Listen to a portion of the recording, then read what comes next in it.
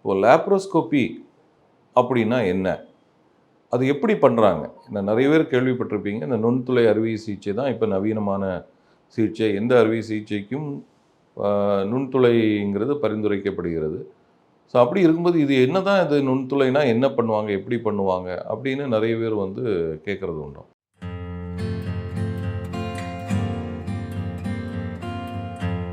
So நுண்துளை அறுவை சிகிச்சைனா நம்ம வயிற்றின் தொப்புள் வழியாக மெயினாக அதுதான் ஆப்டிக்கல் ஆக்சஸ் என்று சொல்லுவோம். அது இல்லாமல் வேறு பகுதிகள் வழியாகவும் நம்ம உள்ளே என்டர் பண்ணலாம். ஸோ முதல்ல வந்து அந்த ஒரு வயிற்றில் இருக்கக்கூடிய வெற்றிடத்தில் நம்ம ஒரு ஸ்பேஸ் கிரியேட் பண்ண வேண்டும். ஸோ ஒர்க்கிங் ஸ்பேஸ் என்று சொல்லுவோம். அந்த ஒர்க்கிங் ஸ்பேஸ் கிரியேட் பண்ணால் தான் அந்த கருவிகள் உள்ளே சென்று அதை நம்ம அது ஒர்க் பண்ணுறதுக்கு ரொம்ப ஈஸியாக இருக்கும். ஸோ இப்போ நம்ம வயிறுடைய சதை பகுதிகளும் அந்த குடலுக்கும் இடையிலே ஒரு ஸ்பேஸ் கிரியேட் பண்ண வேண்டும். ஸோ இதை தான் வந்து இது எப்படி பண்ணுறது?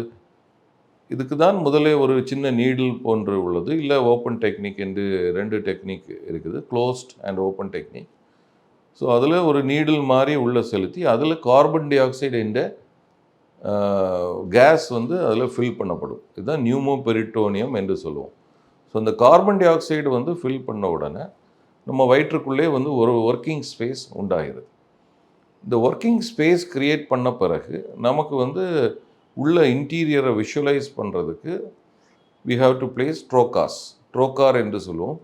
ஸோ ஒரு 1 சென்டிமீட்டர் சைஸ் இல்லைன்னா 5 மில்லிமீட்டர் சைஸ், ஒரு 3 மில்லிமீட்டர் சைஸ் ஒரு டியூப்ஸ் மாதிரி இருக்கும். இதுதான் ட்ரோகார்ஸ் என்று சொல்லுவோம். இந்த ட்ரோகார்ஸை உள்ளே செலுத்தி அது வழியாக ஒரு லென்ஸ் கேமரா சிஸ்டம், ஸோ அது வந்து டெலஸ்கோப், லேப்ரோஸ்கோபிக் டெலஸ்கோப் என்று சொல்லுவோம்.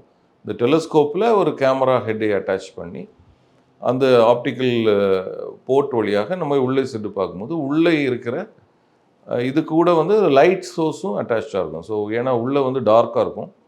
ஸோ லைட் வேணும், அதே மாதிரி ஆப்டிக்கல் சிஸ்டம் வேணும் நமக்கு. அது ராட் லென்ஸ் மாதிரி சிஸ்டம் இருக்கும். அதுக்கு கேமரா ஹெட் வந்து அதில் அட்டாச்சாக இருக்கும். ஸோ இது வச்சு தான் நம்ம வந்து இன்டீரியர் ஆர்கன்ஸை வந்து விஷுவலைஸ் பண்ண முடியுது.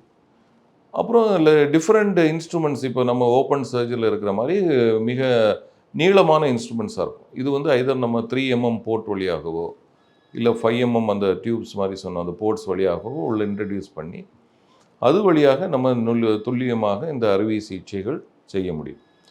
இதே போல் நம்ம வேரியஸ் இப்போ இரத்தம் குறைபாடு இல்லை அந்த இரத்த குழாய்களை சீல் பண்ணுவதற்கான டிவைசஸ், அப்புறம் அந்த இன்டெஸ்டைனை வந்து கட் பண்ணுறதுக்கு உள்ள ஸ்டேப்லர்ஸ், ஸ்டேப்லர்ஸ் என்று சொல்லுவோம் டிவைசஸ், அப்புறம் அதை ரீஃபிக்ஸ் பண்ணுறதுக்குள்ள டிவைசஸ், இந்த மாதிரி இப்போ நிறைய எக்யூப்மெண்ட்ஸ் வந்து லேப்ரோஸ்கோபிக்கில் அவைலபிளாக இருக்குது. ஸோ இது வழியாக இப்போ நீங்கள் பார்த்தீங்கன்னா any major operation is feasible through laparoscopy.